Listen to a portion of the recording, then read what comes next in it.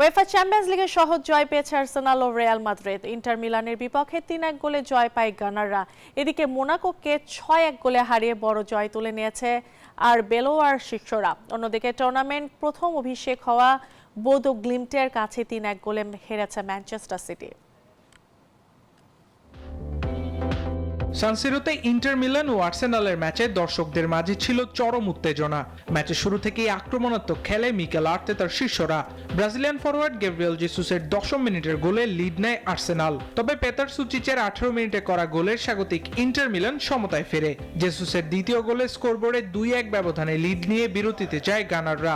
দ্বিতীয়ার্ধের ৮৪ মিনিটে ভিক্টর গিওকারাসের গোলে পূর্ণ পয়েন্ট নিয়ে মাঠ ছাড়ে আর্সেনাল।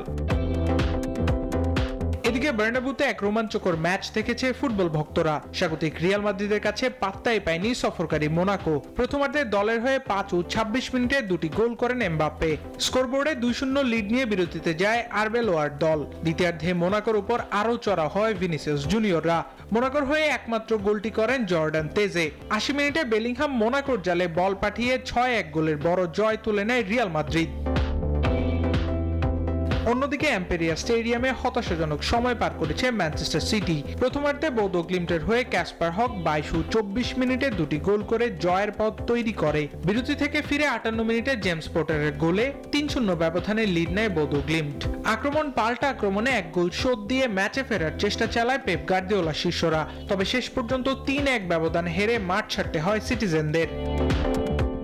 আবরার আল দাইয়ান, নিউজ 24।